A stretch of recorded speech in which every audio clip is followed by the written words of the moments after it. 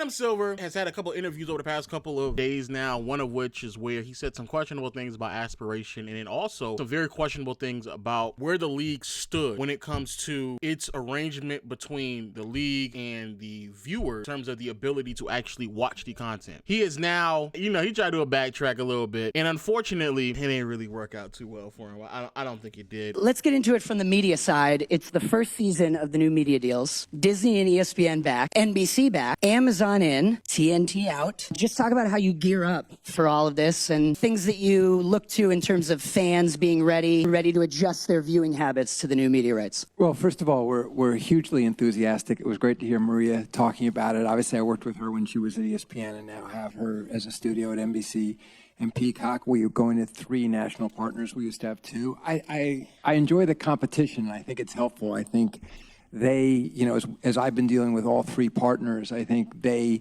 up each other's games. This is the first time that every game is going to be streamed. I think in terms of particularly our young fan base, making the games more available as, through that transition from traditional television. On the other hand, we're going from 15 to 75 broadcast exposures by adding NBC to ABC. So I think that's going to be helpful in terms of the reach. So far, this is a way better way to respond than it was earlier. For those who may have forgotten, Adam Silver was basically positioned the question about how do you effectively pay attention and monitor the hurdles that new viewers are going to have to overcome with you spreading thin viewership between different networks and platforms. And effectively, his response was, this is a highlight league. The league is also made accessible in free avenues such as New York Times online platform, Bleacher Report, et cetera, et cetera. It was a very, very, very, very, very, very, very, very bad way to respond. There's a huge amount of our content that people can essentially consume for free. I mean, this is very much a highlights-based sport. Instagram, TikTok, Twitter, you name it, any service, the New York Times for that matter, to the extent that your content is not behind a paid firewall. There's an enormous amount of content out there. YouTube, by another example, that is advertising based, that consumers can consume. I'm gonna give Adam Silver as much benefit of the doubt, not gonna lie. But effectively, niggas say there's TikTok, IG, YouTube, where you can just watch this shit for free. So let's see how he finagles his way out of this. Streaming allows us to do is personalize and customize these telecasts so we can reach fans individually, and to the extent they want more data, they want merchandise, they want more angles, they want different languages, different approaches to the games. Who wants more merchandise? Have y'all ever watched an NBA game and you said, man, I really wish a nigga was selling me more merchandise while I was watching this game? I really would love to see more merchandise. That's the one thing I've thought about. I need headbands, jerseys, shoes. I need more merchandise sold to me. Bobbleheads. I need all that shit. You're losing me, nigga. I was on this stage a year ago with Mark Lazarus, the chairman of NBC, and something he said really stuck with me. We were talking about streamers getting in, and I said these tech companies that, they're just tech companies, are increasingly in the room when we're bidding for live rights. And he said, I still think we have an advantage over them because we have the broadcasts. And increasingly, I'm not sure that's true. I'm not sure that the broadcast does have an advantage because it seems like it's just about the biggest bidder, and you bring an Amazon in, and Amazon kind of steals that third package. Wow, really great question. So how are you going to respond? Because what he said is a fact. If whoever got enough money you're done. So broadcast or cable TV or not, if you are able to bring the bag, that's who they're going to conform to. I wouldn't say it's just about the biggest check or bidder. I mean, I think as we look at the landscape now with the capabilities of 3 partners, Disney, ESPN, been with us for over 20 years. ESPN is an important position as part of the television sports landscape. Amazon is a newer entrant. With Comcast, I forget the exact number, but they present themselves as having 8,000 engineers globally who work on Peacock. And, I was over in Paris watching the coverage following basketball, but also when I was back in the United States, was using Peacock and looking at the way they were laying out all the different. Adam Silver is a professional yapper. That nigga has not answered this question. He has not said a fucking thing. You have said absolutely nothing. You cannot sit here and say that it's not to the highest bidder, try to then pivot into the legacy and tenure of ESPN and Disney, but then don't want to provide any answer to the newcomer in the building that took away the legacy and tenure in TNT, and that is Amazon. You're not talking about that at all. Part of my response to your initial question, I don't want to be Pollyannish about it, that there's going to be disruption for our fans. Those who are, used to finding our games on TNT or, don't know how to get to games on Amazon Prime, or even when you go to Prime, what that even means from a brand standpoint. No, and I do too. And I think that, and I recognize that I'm going to be sitting on some stage a few months from now and people are going to be complaining and saying, you have 3 partners now, it's hard to find the games.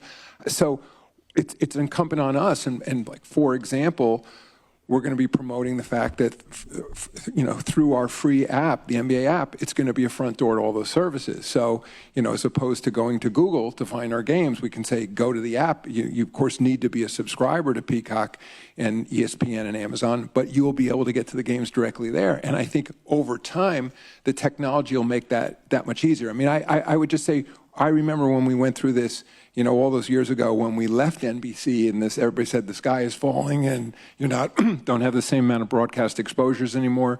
That's worked out fine. And even, the point too about, even as I'm sitting here saying, isn't it wonderful? So why did you go back? I'm not even a massive advocator for TNT, but why? Why would you then go back? You were asked about this just recently, about kind of the fragmentation, the number of different places that games will run. This is the quote that kind of came out and was very picked apart. This is an ongoing issue for the league. There's a huge amount of our content people consume for free. This is very much a highlights-based sport. Want to clarify that? A portion of the question, the end of the question, was about the impact of social media. That's what I was answering on our sport. And what I was saying in a very positive way, and I don't think I think it's additive to those who watch our games live and increases the likelihood that they'll watch our games live. By saying highlights-based, I meant, when I watch the traditional sports center, and they have the top 10 plays and 5 of those are NBA plays, I'm like, yeah, I'm not thinking like, oh, damn, like more highlights are being promoted from our league. I mean, conventionally, the reaction that was like, that's really good.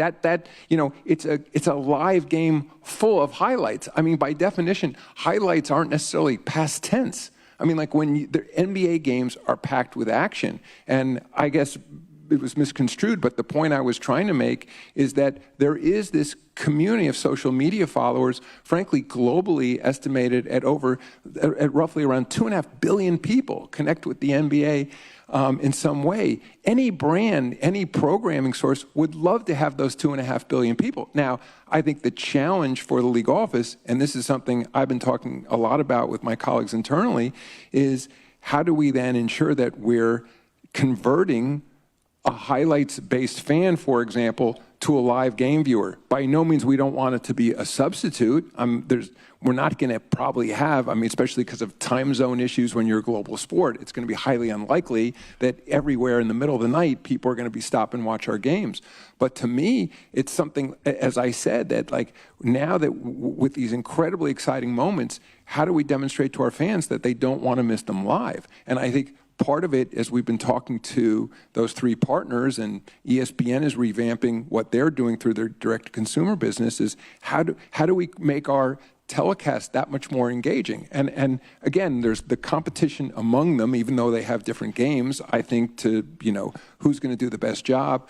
We have a innovation arm at the NBA, really through NBA Entertainment that I used to run, where we're developing best practices that we think we can bring them, some AI-based, some, using, next generation stats and everything else that we can help engage those viewers. But ultimately, in a competitive marketplace, back to the personalization I was talking about earlier, we have to find new ways to engage those fans as you have unlimited options, because it's, put aside NBA highlights for a second. I mean, there's a reason that YouTube is now the #1 source of video programming right now, because the variety, the selection is incredible.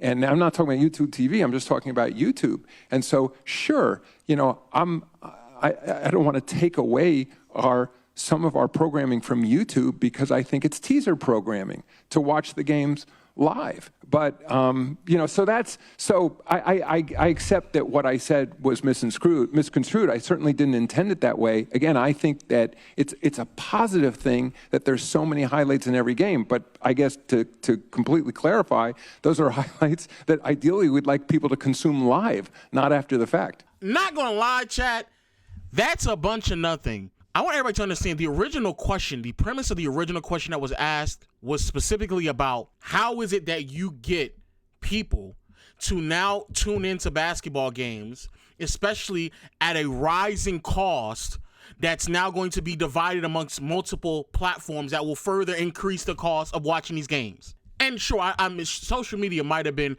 a part of that question. But at the end of the day, you pivoting and leaning into a highlight-based entity, when be very mindful, chat, that the NBA doesn't actually produce the highlights in terms of social media. Not saying that the NBA account doesn't push out highlights. Not to say that TNT does not push out highlights. Not to say that. But majority of the highlights that are being pushed out are from independent entities, people who are not even really associated with the NBA. So those are things that you don't even have to fucking do. You don't have to do that. Those are other people who are doing some of the caring that you're now saying reaches out to nearly 2 billion people. So that's not nothing that you have to worry about. That shit will happen organically. The question is, what the fuck are you going to do? And if you're telling me the answer is AI and analytics, my nigga, and we talk, I don't know if we upload the video. If not, I'll make sure that shit is up on the screen. That shit that y'all been doing, the VR shit, putting over people's head, and you think that's what's gonna convert people? You know what's gonna convert people, bro? Lower the prices. You know what's gonna convert people? Make it as accessible as possible. You know what's gonna convert people? Make that shit easy to find, not splitting it up against 3 or 4 or 5 different platforms. That's what's gonna make it easily to convert. But half of this shit you talked about, the NBA really ain't even responsible for. The only nigga that the NBA as a large has directly got associated with, that came from an entity such as YouTube, as you said. I'm happy you shined a great light on YouTube. Nigga, it's Ben Taylor from Thinking Basketball and Kenny who got linked up with BR than ESPN.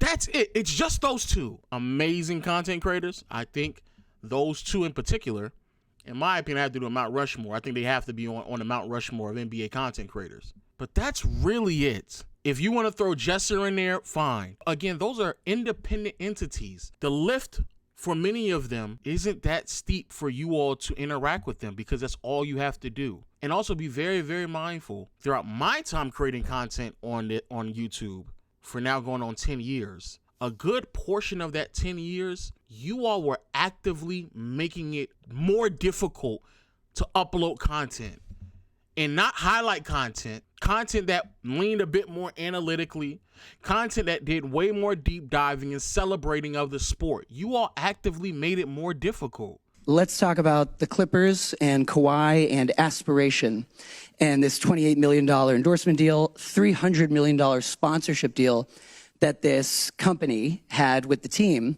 You guys have announced an investigation. These things take a long time. But meanwhile, there's a slow drip or maybe a quick flood of additional news all the time. My old Time Inc. colleague, Pablo Torre, has been reporting on this a lot. Where do things currently stand? And as each piece of information comes out, how do you assess it all?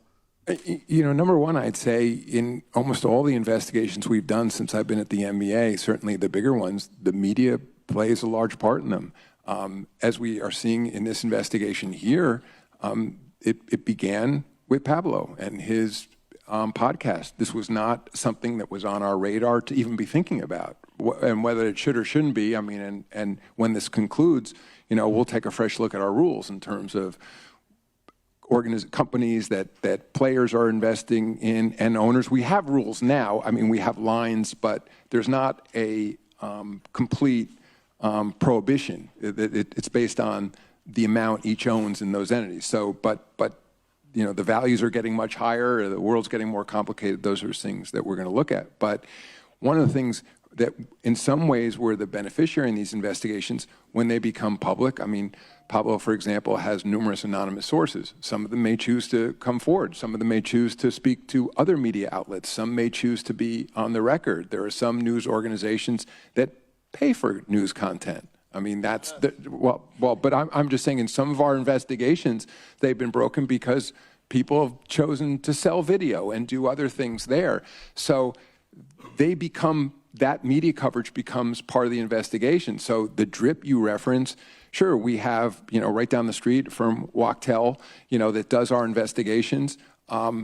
They follow the news as well. It doesn't mean that, obviously, that we take at face value anything we hear, see, or read. That's what the investigation is for. And in some ways, the tactics they follow are not all that different than often what an investigative reporter would do. On the other hand, government has ultimate power that we don't have to subpoena, et cetera, in investigations, but we have certain league powers, certainly over anyone who is an actor within the league, a player, an owner, a team, et cetera. When you sign up to be an owner in this league, you acknowledge that you are going to comply, as Steve Balmer has said he is, and is fully complying, but whether it's your emails, your texts, or whatever else, internal documents. So yes, this investigation will take time. I mean, we want to be as completely thorough as possible, and it's my sense from being involved in these things in the past, we will get to the bottom of this. I mean, these are real people out there who did whatever deals they did. My sense is that we will bring whatever resources we need to bear on this investigation. I don't know anything more yet, as I've been very public about. It's not just because Steve Ballmer is an owner in the league. I'd be saying this about anybody who's accused of anything. I'm a lawyer. I believe in due process. I believe in fairness. And so we will be thorough, but we will begin with a presumption of innocence, not a presumption of guilt, is what I keep reading about, and then we will follow the facts. I think what's hard for people to understand in all this, and Balmer has said, basically, I was hoodwinked. It was a fraudulent company, and this company, had executives that have been prosecuted, and it went bankrupt. He has said that. You have said you hadn't heard of Aspiration before, but a $300 million deal with the team, the team was going to be like a jersey patch sponsor. They had Aspiration on the back of the courtside seats. I think Pablo... Just to be clear, I'm not sure if I said if I said I never heard of it, I meant in the context of the accusations here. I mean, I certainly was aware of the brand, but I didn't know anything. Got it, yes, because I think just... Okay. That was one of the more interesting statements that you made, where you said you never even heard of Aspiration. But facts. Nah, facts. Nah, facts.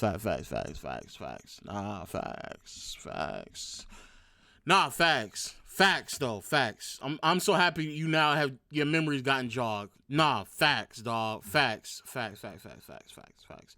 I believe this is the biggest test of Adam Silver's tenure as commissioner.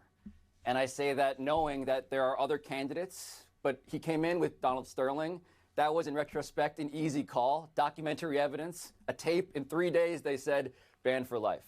This, poetically almost bookending that, Balmer coming in because of that, Balmer now being at the heart of a story, Tony, in which he poured in $118 million over 18 months, tracking alongside secret payments no one knew about to Kawhi Leonard that total $28 million in a no-show endorsement contract and $20 million more in a stock deal that he was signed to. We're talking about $48 million outside of the cap, paid by the richest owner in all of sports.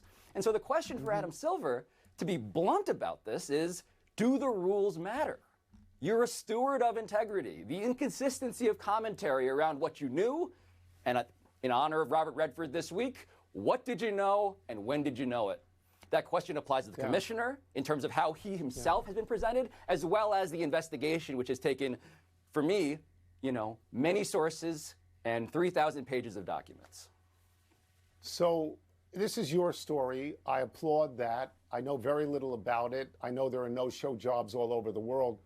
But if this is provable, you have to throw the book at the Clippers. I will say this. I thought of something that Adam Silver said last week. He said the burden of proof is not on the Clippers to establish their innocence. It's on the league to establish their guilt, if there is guilt. And I get that. He did say that. Innocent until proven guilty. That is the American judicial system. And that's fine. But, and here's my but, the NBA is not the FBI. Okay? I wonder about how aggressive they're going to be in conducting this investigation, because they have interest in this. And it just seems to me that Adam Silver would like to see all of this go away.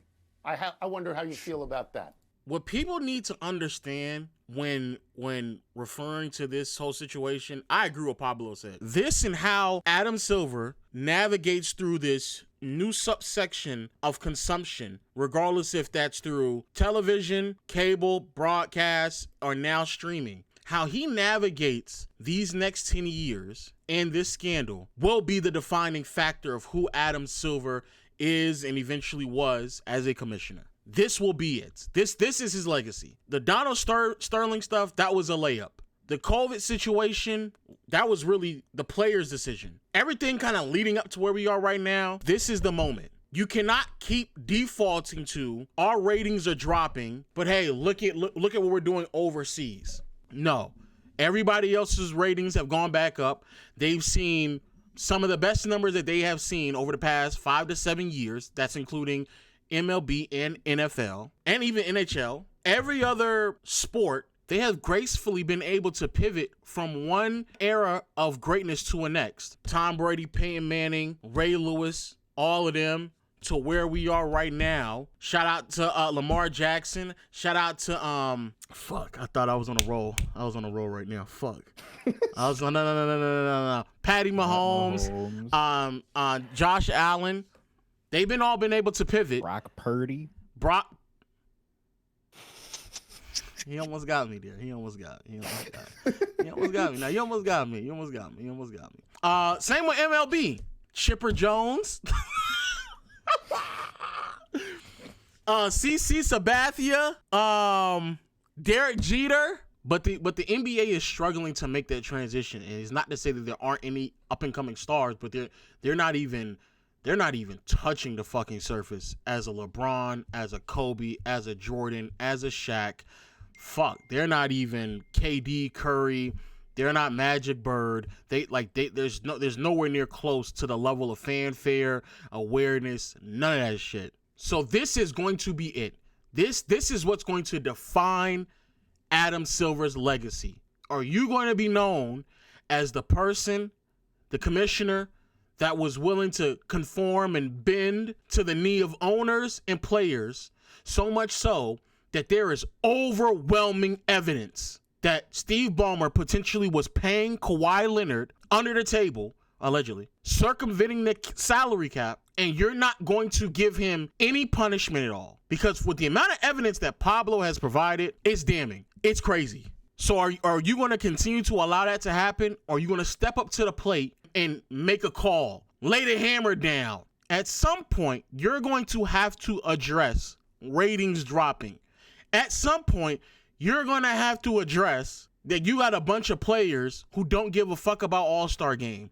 At some point, you're going to have to address that the salary cap situation that y'all have decided to put in place, I don't think is really working. And quite frankly, with this new first and second tax apron, it kind of defeats the whole fucking purpose of a Supermax anyway. These are certain things you're going to have to start addressing. Because right now, if we being honest with ourselves, nigga, your legacy is living off the coattails of David Stern and LeBron playing 20 fucking plus years.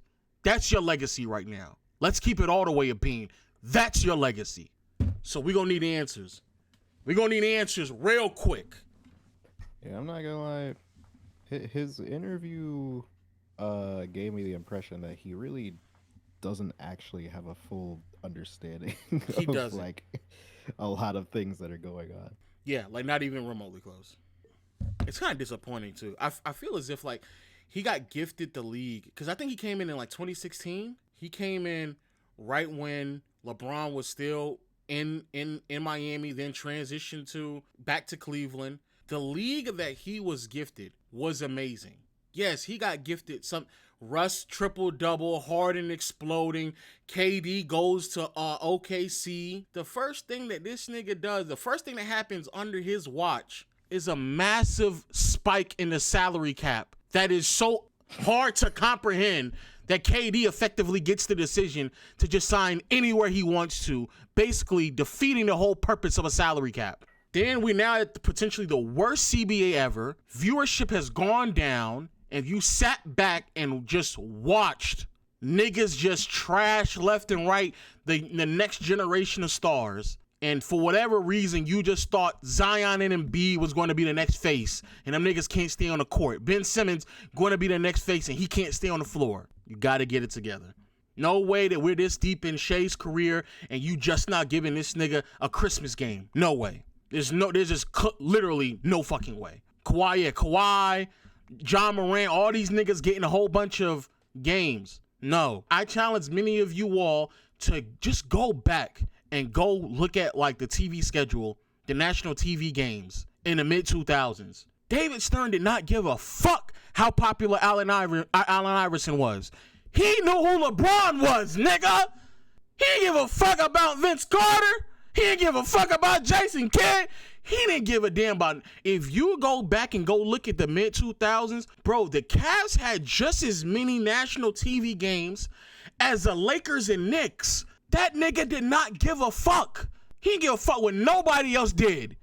LeBron came, nigga, we're sucking him off. Wade, Melo, yep, we're going to keep pushing. Why Wemby isn't on every fucking night, I don't know. He should be on every night back. I don't give a fuck about injuries. He wasn't preparing for him to be on every night anyway. Wemby should be on every single night. Then when Melo was hanging around the wrong crew of people when he first got in the league, David Stern said, "In my office now, nigga." Sat him down and said, hey, you fucking up the money, my nigga. You fucking this up. Cut all that shit. Cut that out. Nigga, I'm moving $1 billion empire, nigga. I ain't gonna have your little hood rat friends fuck this up for me, nigga. Now get the fuck out of my office. I rewatched the Malice at the Palace doc, I don't remember. It was a little bit ago, but it, like, the level of just no BS that David Stern had in a lot of those like interviews and hearings. They were asking him because Ron Artest got suspended for the entire season. I think it was like 80 games or something like that. And someone asked him, you know, what was the decision?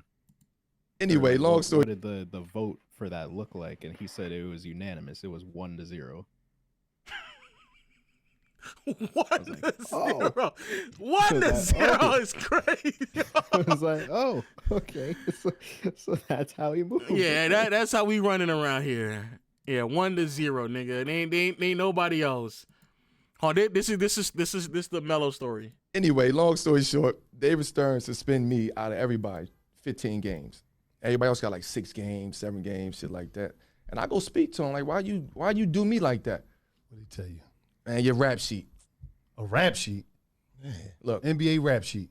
Mm-hmm. NBA shit. You want to be in the streets or you want to be in the NBA? Mm-hmm. This is what he told you. This is what, in his office. You want to be in the streets or you want to be in the NBA?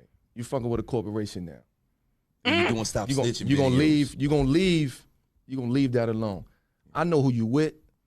I know where you live at. I know where they live at. I know when you close your eyes. I know when you wake up. Damn. So I'm like, you know, and I know what they doing. He's telling me I know what they doing. Mm-hmm. Either tell them to stop or you got to cut them off. Mm-hmm. And I'm like, damn, like how the fuck? He wasn't playing with that nigga. He let it be known. It's a corporation now. We in a billion convo right now. Sit that fuck shit down, nigga. Get the fuck out my office. I'm done talking to you.